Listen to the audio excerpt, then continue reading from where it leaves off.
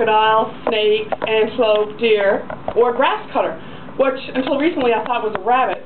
And then I did some research and realized it was actually its own animal. It's a relative of the porcupine and the beaver. Bushmeat is actually one of the main components of Nigerian dishes. There's 3 main components. The second component is the soup, and the third component is the pounded yam, or the fufu, as they call it in Nigeria. So the fufu, you can see here at the bottom of the screen, is the pounded yam.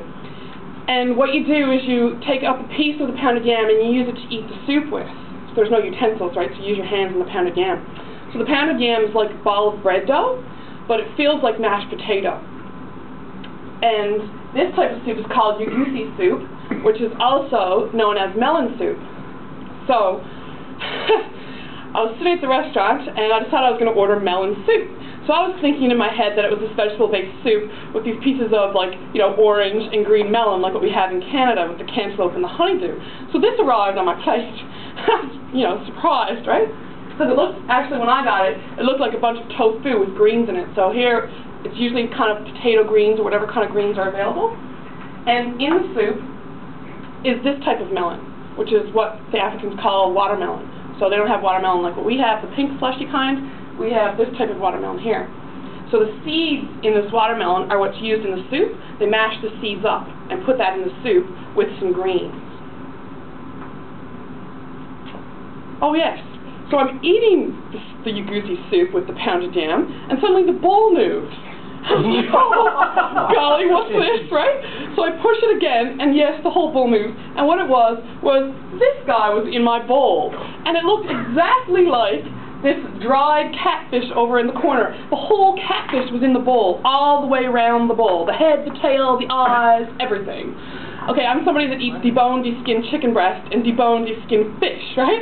So I've never quite seen a contraption like this before. I was going, oh dear, what am I going to do with this giant catfish? And I look over and my friend Victor is ripping the head off the catfish and eating it. So I'm staring at the catfish going, wow.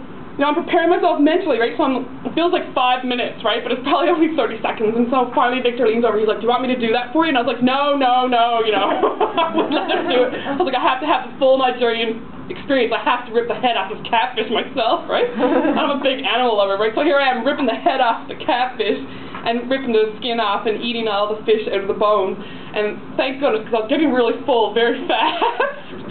One of the Nigerian girls came over and she started eating it with me, because in Africa you eat the pounded yam together and you eat the dish together. You share it out of the same dish. So the other kind of soup I had was okra soup, which some of you might be familiar with, especially from the Orient. It's like a drop soup. So this type of vegetable, the okra, you can see here up at the top, is also pounded and mashed and put in the soup. But it's very peppery and very spicy soup that's added to it.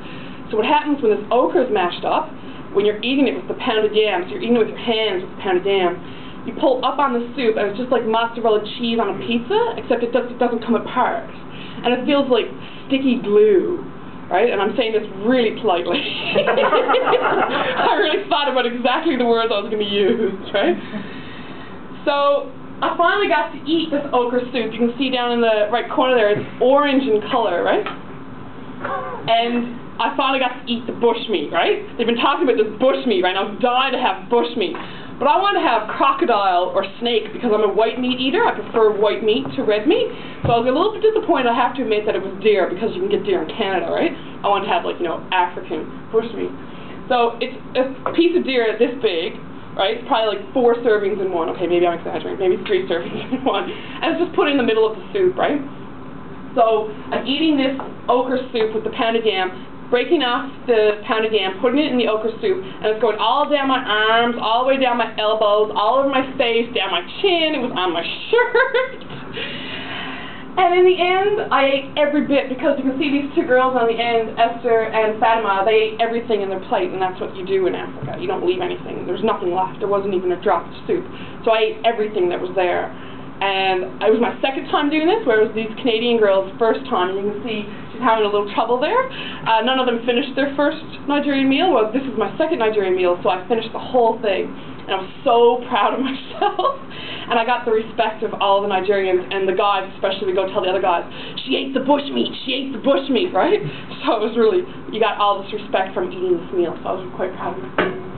So the main components of the Nigerian cuisine is the bush meat or the catfish, so it's meat or catfish, or fish, sorry, meat or fish, and then a type of soup. The two main soups are the the melon soup, or the okra soup, and then the pounded yam you use as a utensil to eat the soups with. So I hope now everybody's inspired to go on the internet and find a Nigerian recipe to use and cook at home. If not Nigerian, then a country of your choice, because it's actually been kind of inspiring researching some of these things.